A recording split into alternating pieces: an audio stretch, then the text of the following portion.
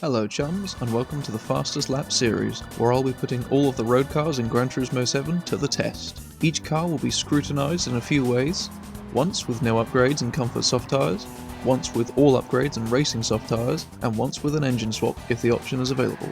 All cars are tested on a PlayStation 5 controller because I am an unsophisticated proletarian, and I drive each car with no driver assists except for ABS.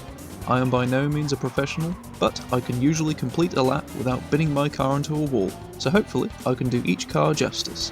The chosen test track is the Nurburgring Sprint course for its variety of corner types, along with a few longer straights to test every aspect of a car's performance. Let's see today's contender.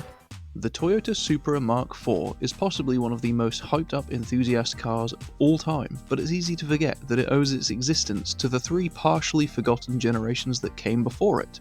This Mark III Supra is owned by someone who couldn't afford a Mark IV, and in the UK, the only time you'll ever see one is with cheap coilovers and an exhaust tailpipe so massive you could hide a body inside it. The story of the Toyota Supra begins with a car that isn't a Supra at all. In fact, we're starting with the Yanks. Throughout automotive history, you'll likely find that America starts a styling trend, which in due time is often copied by the rest of the world. Take, for example, the bewinged, chromed-up land boats of the 1950s. You'll find downsized pretenders in other markets, such as the Vauxhall PA Cresta, which came out in 1957, and looks suspiciously like General Motors forced them to copy their stateside offerings. Europeans weren't the only ones copying homework either. In 1970, Toyota unveiled the first-generation Celica, which was a 1964 Ford Mustang that had been shrunken in a washing machine.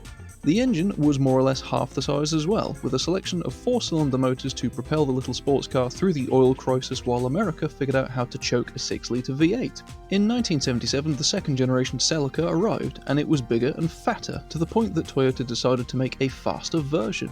What came next in 1978 depends on the location. A couple of inline-six engines were added to create the Celica XX for the Japanese market, and for the rest of the world, we got the Celica Supra. And this original Supra was expensive and slow. The most powerful variant was a 2.6-litre with 140 horsepower, which I suppose isn't terrible if you consider what American V8s were pushing out at the time. In 1981, the Celica was refreshed, as was the Supra spin-off. The Supra Mark II, or A70, gained some more weight and some sexy 1980s styling, along with some more power to compensate for the extra lard that it was carrying.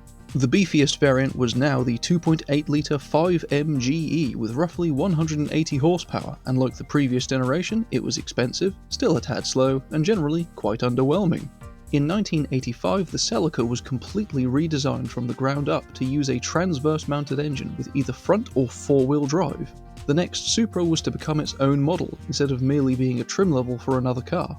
The Mark III, or A70, leaned into 1980s styling even more, and gained even more weight. The A70 Supra now started from over 1,400 kilograms, or to put that into perspective, 100 kilograms heavier than a Volvo 240 wagon. On the upshot, the least powerful variant had 160 horsepower, and most of the naturally aspirated units had 200 horsepower, which was decent enough for a Grand Tourer like this. In 1987, the Supra Turbo was introduced, using the 7M GTE engine, which boosted the standard engine to 234 horsepower, which was not bad at all for the time. A year later, the homologation special you see here was debuted, the Turbo A.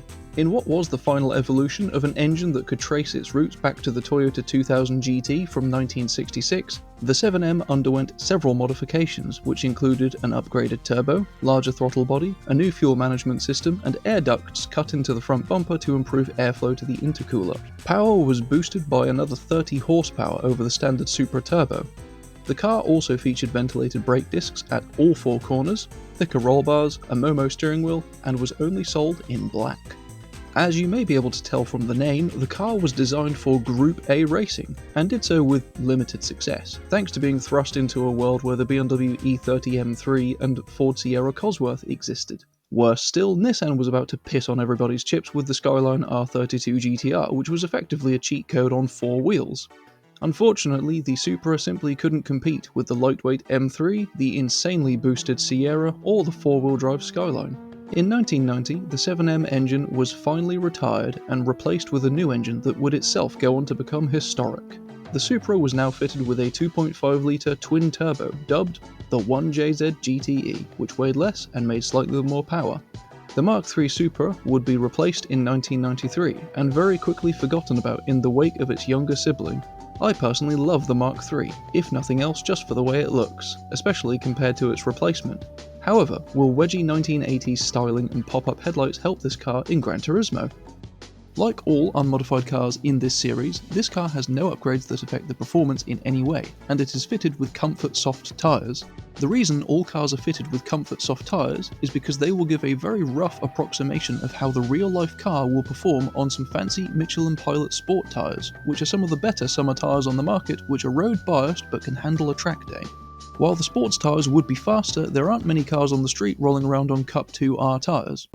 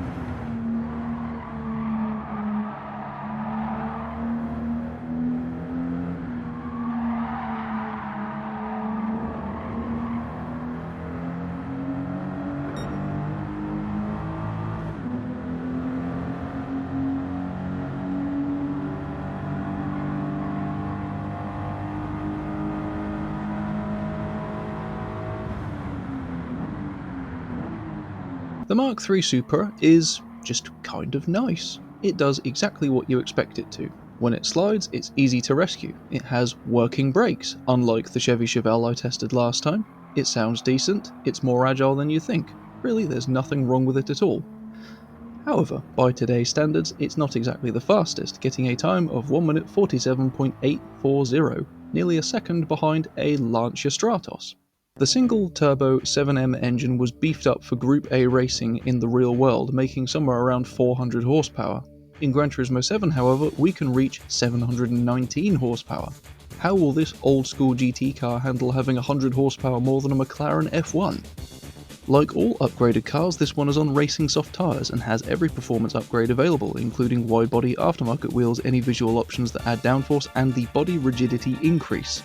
For the setup, everything has been stiffened up to prevent body roll as usual. The body height is higher at the rear to keep the car visually even and satisfy my OCD. Toe angle is fairly high at the rear to slightly reduce oversteer out of corners.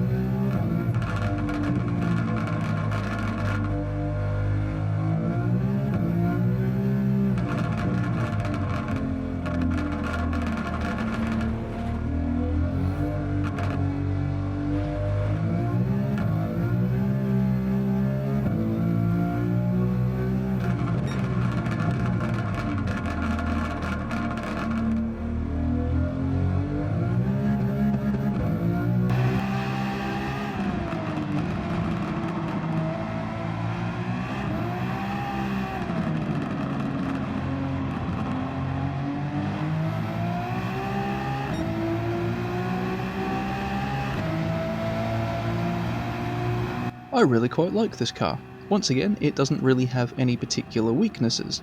It's not too powerful for its own good like some cars, it has the rear diffuser for extra downforce, it puts its power down smoothly, and in general it handles really well. But once again though, overall performance is slightly lacking.